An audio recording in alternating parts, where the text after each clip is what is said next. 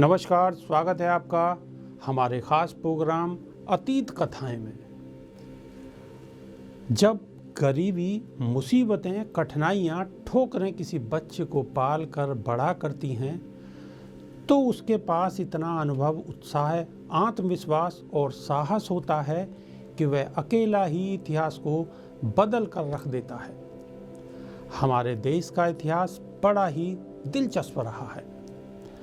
आज भी जब हम हमारे देश के इतिहास के बारे में पढ़ते हैं तो हम गर्व होता है कि हम भारत के निवासी हैं। जब हम इन राजाओं की कहानी और दास्तां पढ़ते हैं तो हमें इतना गर्व महसूस होता है कि हम भारत के निवासी हैं। लेकिन जब एक व्यक्ति जिसका कोई अस्तित्व ही ना हो और उसका नाम बाद में ऐसे उभर कर आए, लोगों के लिए वह बागवां हो, साथ ही इतिहास में वह अमर कहलाए, ऐसे व्यक्ति की दास्तां या गाथा जितनी बार सुनने को मिलती है तो ऐसा लगता है कि थोड़ा और सुनने को मिल जाए तो वह भी कम लगेगा। ऐसे ही एक आदिवासी क्रांतिकारी की गाथा हम आपको सुनाने जा रहे हैं, जिनका नाम कोमरम भीम। कोमरम भीम एक आदिवासी क्रांतिकारी थे जिन्होंने हैदराबाद के निज़ाम आसफ अली द्वारा किए जा रहे अत्याचारों के खिलाफ लड़ाई लड़ी और वीरगति को प्राप्त हुए। कोमरम भीम द्वारा सर्वप्रथम जल जंगल ज़मीन का नारा दिया गया, जिसका अर्थ है जंगल में रहने वाले लोगों को जंगल के जल संसाधनों पर पूरा अधिकार मिलना चाहिए।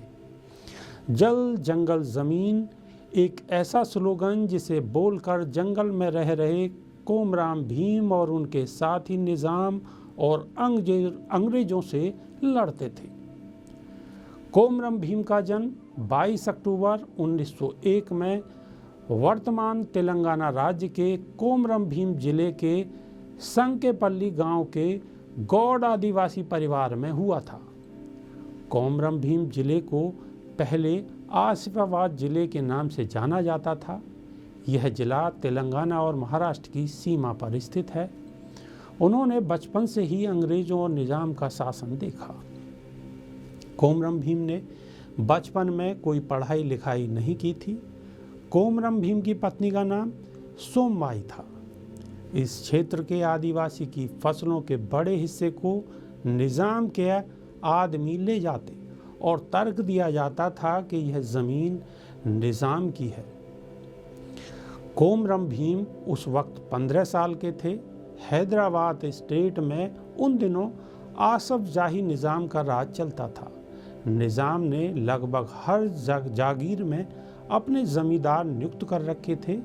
कोमरम भीम को विद्रोह के बीच अपने पिता से विरासत में मिले थे। आदिवासी हमेशा से जंगल पर अपना अधिकार समझते आए हैं, लेकिन निज़ाम ने आदिवासियों से कई तरह के कर लेने शुरू कर दिए और कई नए तरीके के प्रतिबंध लगा दिए। इसका विरोध कोमरम भीम के पिता ने किया तो उन्हें जान से हाथ धोना पड़ा। कोमरम भीम को बड़ा आघात पहुंचा। उन्होंने अपना गांव छोड़ दिया और परिवार समेत दूसरे गांव चले गए, लेकिन कसम खा ली कि निज़ाम शाही के खिलाफ जल जंगल ज़मीन और आज़ादी की जंग अंजाम तक लड़ी जाएगी। कोमरम ने आदिवासी युवाओं का एक दल बना लिया और उन्हें गुरिल्ला छापामार पद्धति से युद्ध का कौशल सिखाने लगे। इधर अब्दुल सत्तार नाम के निज़ाम शाही जागीरदार ने जंगल में आदिवासियों के पशुओं को चरने तक पर टैक्स लगा दिया। इतना ही नहीं, वनों में आदिवासियों के बीच प्रचलित झूम खेती पर भी टैक्स मांगा। जो अनाज वो उगाते थे उसमें से भी हिस्सा मांगा जाने लगा।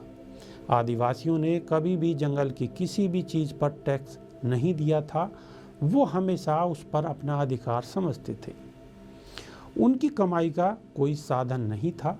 भूखे मरने की नौबत आ गई कर न देने पर धर्म परिवर्तन के लिए लालच और बहू बेटियों को उठाने की धमकियां मिलने लगी। जागीरदार के सैनिक अक्सर महिलाओं के साथ बदसलूकी करने लगे।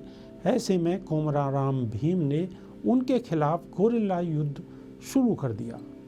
शुरुआत हुई सिद्दीकी नाम के एक जमींदार से। उसे मार कर पेड़ पर लटका दिया। भीम ने ऐलान कर दिया कि अब से जल जंगल ज़मीन पर कोई टैक्स नहीं दिया जाएगा। जो भी जमींदार इसे जबरन वसूलने की कोशिश करता, उसका नाम कोमाराम भीम के पास पहुंचा दिया जाता और कोमाराम उसे अपने तरीके से सजा देता। जमींदारों और निजाम की पुलिस के बीच मौत का खौफ फैल गया। कोमाराम आदिवासियों के रॉबिन हुड की तरह मशहूर होने लगे।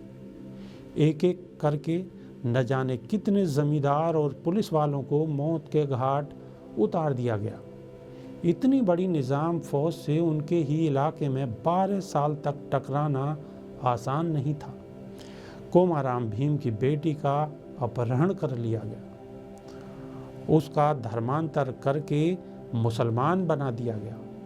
एक दिन एक गद्दार की सूचना पर 9 अक्टूबर 1940 को चांदनी रात के दिन बिना मसाल जलाए निज़ाम की फ़ौज ने उन पर हमला बोल दिया। निज़ाम की फ़ौज ने भीम के शरीर में तब तक गोलियां दागी जब तक उनका शरीर छलनी न हो गया और पहचानने योग्य न रहा।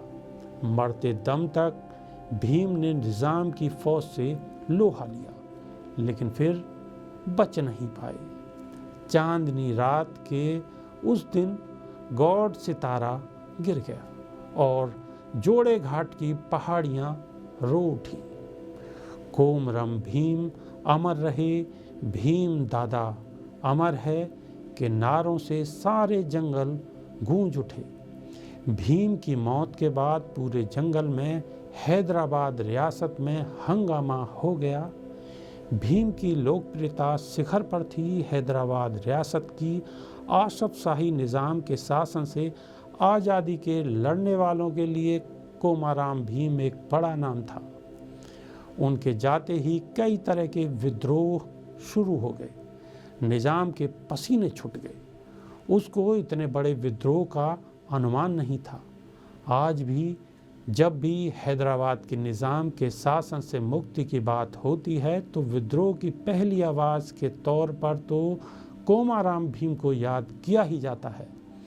पूरी दुनिया को जल, जंगल और ज़मीन के अधिकारों के प्रति जागरूक करने और ये नारा अमर करने में भी कोमाराम भीम का योगदान कोई नकारा नहीं जा सकता। उनको आदिवासी उसी तरह भगवान की तरह पूजते हैं जैसे कि बिरसा मुंडा को। इसी के साथ ऐसे भी कई व्यक्ति हैं जैसे बोराव सेठमार्के, सिंधु कानू जैसे आदिवासी वीर जिन्हें शायद ही कभी भुलाया जा सके।